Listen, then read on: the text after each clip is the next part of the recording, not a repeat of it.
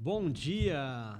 Bom dia novamente, Rubens Capistrano. Bom dia, Gustavo Antoniali. Estamos aqui para o segundo programa Papo Legal, um papo descontraído sobre direitos, sobre notícias do dia a dia, notícias que às vezes deixam a gente embasbacado com o que acontece no nosso país e que a gente vai tentar passar aqui de uma forma leve e descontraída. Tentar pegar essas decisões aí, o que acontece no mundo jurídico e tentar tirar esse juridiquês, pelo amor de Deus, e deixar Ninguém aguenta, mais, né? Nem nós. Nem eu aguento vocês.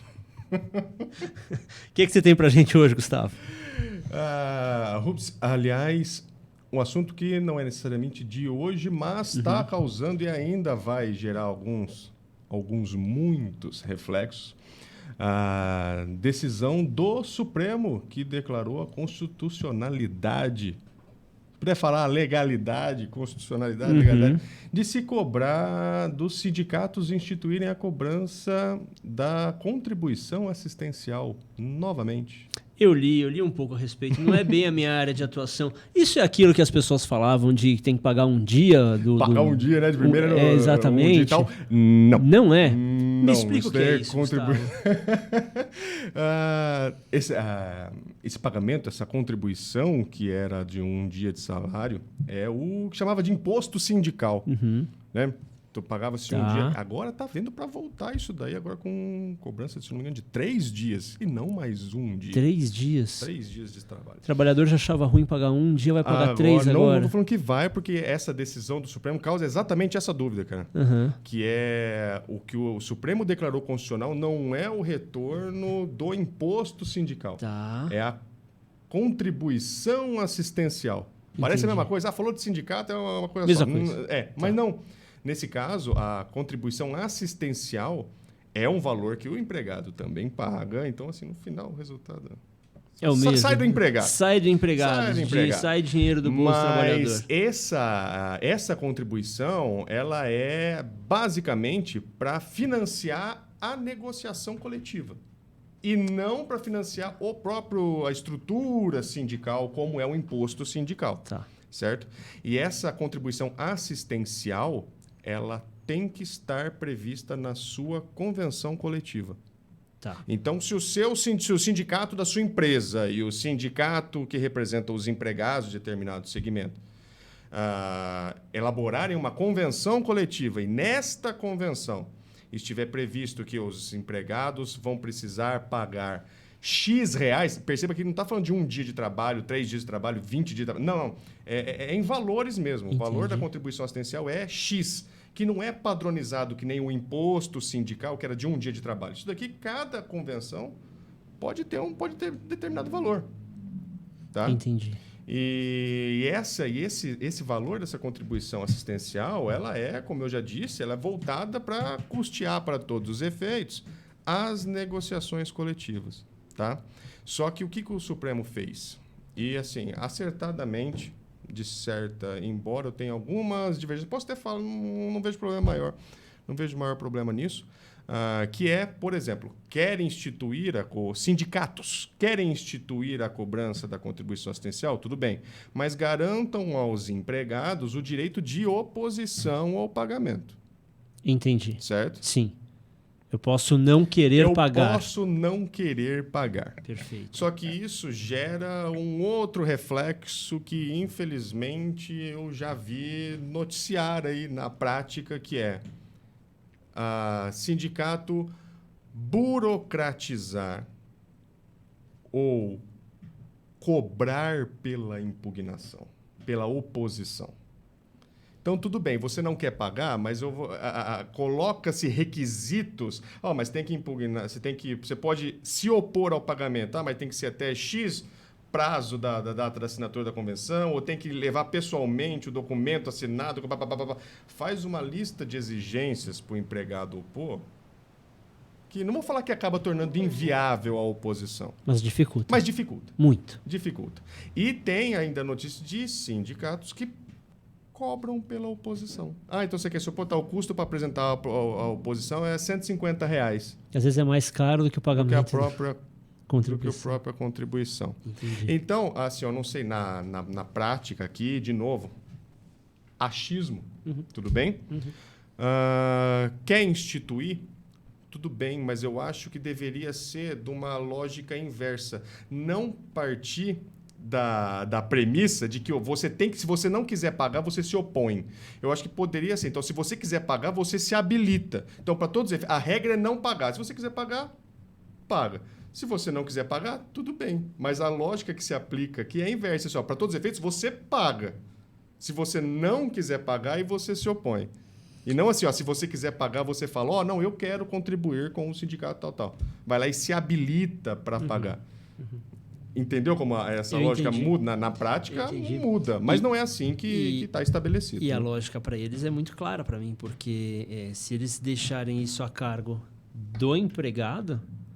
Da mesma forma que com a reforma trabalhista, lá em 2017, acabou o imposto sindical, acabou a contribuição assistencial. Você poderia continuar pagando? Claro que você poderia. Ninguém pagou. Ninguém pagou. Claro. Não vou falar ninguém pagou, porque a gente está generalizando. Mas a receita dos sindicatos foi lá para o chão. Tá? E com razão de ir para o chão, porque a fonte de receita dos sindicatos basicamente vem do imposto sindical. Sim. E das contribuições assistenciais. Sim. Então, a partir do momento em que deram essa opção para o empregado de tudo bem, se você quiser pagar, você paga, ninguém quis. Eles perceberam que foi um tiro no pé. Aí que está. E aliás, outro ponto, que essa contribuição assistencial, que é o que está vinculada a essa decisão do Supremo, ela é aplicável tanto para empregado sindicalizado como para os que não são sindicalizados. Você, pessoa física, se sindicalizar, se filiar ao sindicato. E lá eu vou pagar, eu quero me filiar a determinado sindicato. Você pode. E você vai contribuir com essa contribuição voluntariamente, somente pelo fato de você ser vinculado àquele sindicato. Sim. Você ser afiliado àquele sindicato. Sim. Mas nesse caso, se você for afiliado ou não você interessa. Vai pagar. Vai. A não ser que você se oponha. Só que aí, para se opor, tem que focar mais, assim, falar com os próprios sindicatos das empresas para batalhar ou se empenharem mais na hora de ver como que vai ser essa oposição. Né? Entendi. Como que vai ser? Porque se for algo extremamente burocrático, precisa até do exame de sangue atualizado da tua 10ª... Pelo amor de Deus. Daí, mas como se fosse um imposto, então. É tanto requisito que ninguém cumpre. Exato. E me diz uma coisa, para ficar claro aqui, porque realmente também não é da minha área de atuação. Negociações coletivas, convenções coletivas de trabalho, elas protegem o trabalhador, elas protegem o empregador? Como é que funciona isso? Cara, sinceramente, entendo que sim, tem condições ali que são necessárias até, certo? O que não se pode confundir é a convenção coletiva com um acordo coletivo. Parece que fala coletivo, parece que falou coletivo, parece que é tudo a mesma coisa. Sindicato como se fosse tudo a mesma coisa. A convenção coletiva é o sindicato da empresa e o sindicato do empregado chegam num consenso. Tem uma aplicação, uma aplicabilidade, ela é aplicável com uma área muito maior. Todas as empresas daquele segmento e todos os empregados que trabalham nas empresas daquele segmento estão vinculados a esta convenção. Entendi. Mas é aí que está. O problema também acontece exatamente isso. E muitas empresas acabam criando um passivo justamente por desconhecer a convenção coletiva. Eu nunca participei de reunião nenhuma com o sindicato, eu nunca paguei nada para sindicato, eu não estou vinculado a nada disso. Sim. Tá. A vinculação sindical aqui no Brasil, ela é automática, ela não depende da sua vontade. Entendi. Certo? Entendi. Agora, quando eu falo de acordo coletivo, aí eu consigo enxugar mais, porque aí é o sindicato dos empregados e a minha empresa. Entendi. E a minha empresa. Aquelas condições que eu vou negociar no acordo coletivo, ela é aplicável para a minha empresa, para o meu negócio. Sou eu, CNPJ, negociando com os sindicatos dos meus empregados as condições mínimas ali, que vai ser aplicável somente para a minha empresa. Então, o acordo nunca pode ofender a convenção. Não. Tem um acordo. Se tiver o acordo, ele se sobrepõe ao que está na convenção, porque é algo mais Entendi. Personalizado, Entendi, se eu puder é falar personalizado para a empresa, para aquela extremo situação. grosso modo, certo? Então, é sempre bom se atentar ao fato de que, se você não tem um acordo coletivo, ou seja, se a sua empresa não negociou com o sindicato, não quer dizer que você não está vinculada a nada. Você está à convenção. Uhum. Se você não quiser ficar vinculado à convenção, Faça o acordo. faça o acordo. Entendi. Ou então, simplesmente pegue a tua convenção, peça para a sua contabilidade, peça para o seu advogado, sei lá eu. Você mesmo, enquanto empresa, seu RH, que seja, veja o sindicato que te representa. Geralmente, essas convenções ficam no próprio site do sindicato. É só entrar lá e olhar. Entendi. E aplicar. E aplicar. No mínimo. Não basta olhar. No mínimo. Nossa, Basta eu olhar. decorei dos 48 artigos. Não. Mas, se você não aplicou, isso daí vai te gerar um passivo. Não tem muito para onde correr. É aquela questão do regimento interno que a gente falou esses dias. Oh, não adianta a empresa ter o regimento interno só para ter. O regimento de papel. O mais lindo do mundo. E não aplica. Nada. Nada. Zero. Parabéns, campeão. Não vale nada. Não vale. Só perdeu tempo, perdeu dinheiro, fez todo mundo assinar um monte de papel e não resolveu nada. Quer ver a parte de vale alimentação, de custeio com cesta básica e tal, a questão dos atestados, piso salarial, faltas, como é que vai ser? Tudo isso fica dentro da convenção. Então, não é uma coisa assim, mas é qualquer coisinha. Não, cara. Longe disso. Fique atento. Atentem-se, pelo amor de Deus, para as suas convenções coletivas. Agora, falando em STF, isso é uma decisão do STF, né? Ah. Eu vi no final da semana passada, no dia 29 de setembro, que o STF cassou aquela decisão que condenou a Uber a pagar R$1 bilhão e efetuar o registro de 700 mil motoristas. Eu acho, a bem da verdade, que isso não ia gerar reflexo nenhum para a Uber. Também fico com essa impressão. Também fico com essa impressão, porque acho que seria fechar a Uber, né? Como é que você registra 700 mil motoristas e paga R$1 bilhão? Assim, eu não acho correto entrar na discussão de tem que registrar, não tem que registrar, empregado não é, mas pensando exclusivamente com os olhos da Uber em si, eu acho que inviabilizaria... Minha opinião, eu acho que inviabilizaria a atividade dela. A própria operação. Até porque a Uber existe no mundo inteiro. Eu sinceramente, eu desconheço algum outro país que exija que todos os motoristas que usem o aplicativo sejam registrados. Sejam registrados, porque é uma forma de você... Formalmente registrados pela Uber. De fato, eu acredito que não tenha. Eu também não tenho esse conhecimento. Agora, porque é uma plataforma que permitiu que muitas famílias se mantivessem e não só financeiramente saudáveis. Oxe. Principalmente se você pegar a época de pandemia e tal, eu preciso tirar receita de algum lugar. Exatamente. Os empregos, infelizmente, ainda se tornaram tanto quanto escassos, até que eu não posso depender de uma carteira assinada. Exatamente. Mas eu preciso ter uma fonte de receita. Exatamente. E essa decisão foi cassada, né, na sexta-feira, semana passada, no dia 29 de setembro. Foi o ministro Luiz Fux, né? E ele foi na mesma esteira de pensamento do ministro Alexandre de Moraes, que já por 2 vezes anteriores já tinha cassado... não é de hoje que estão tentando reconhecer o vínculo de emprego, E é a terceira vez que o STF caça ou nega esse tipo de reconhecimento. E nesse caso ainda tinha uma multa de, não só o registro, mas uma multa de R$1 bilhão, né? R$1 bilhão. Tá bom para você? Olha, você acha que se parcelasse em 2 vezes... Dá para não pagar nem a primeira, né? Gente, enfim. Mas isso daí você vê que não se aplica exclusivamente para a Uber. Embora essa decisão cite a Uber, mas quando você fala de aplicativos de transporte...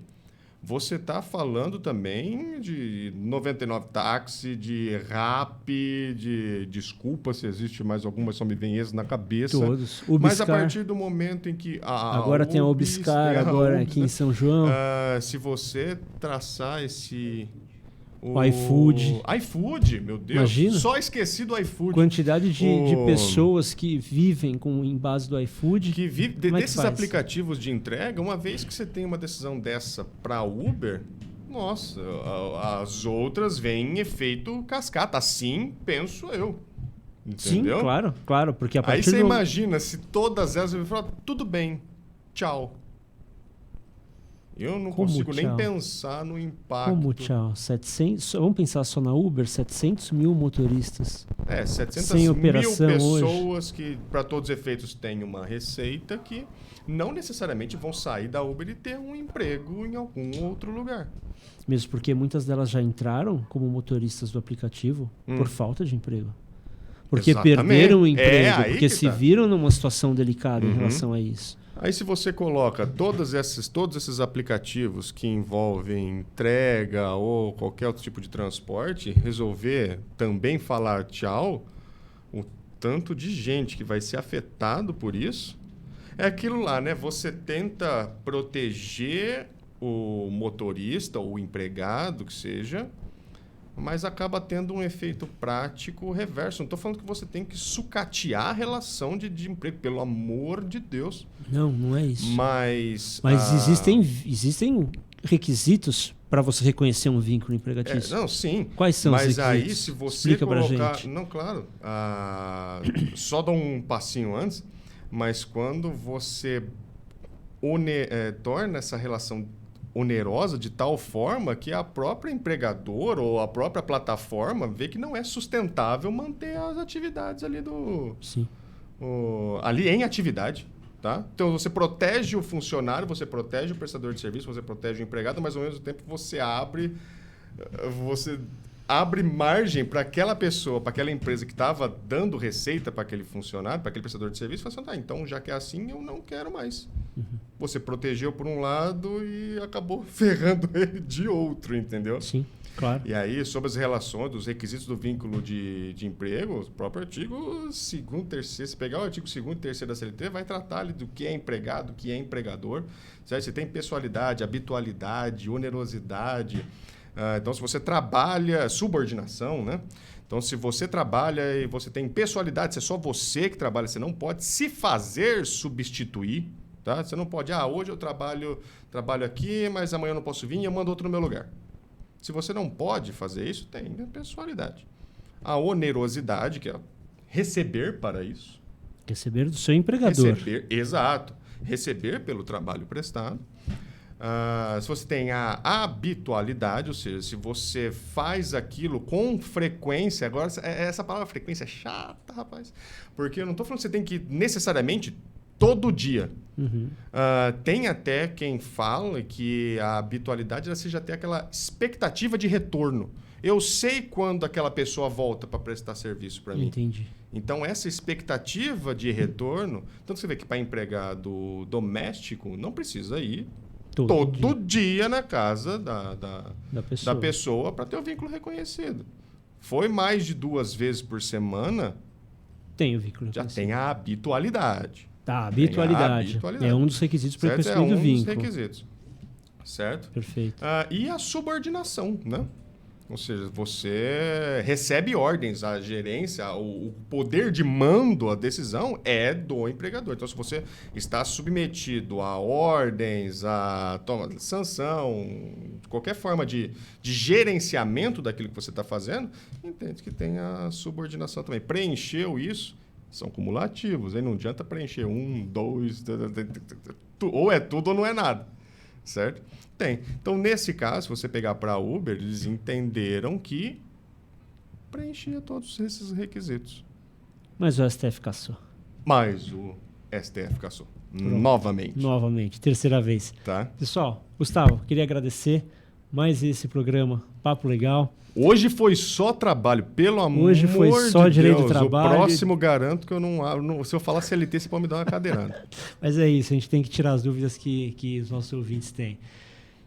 Pessoal, muito obrigado pela paciência, pela atenção de vocês. Até o próximo programa. Obrigado, um abraço.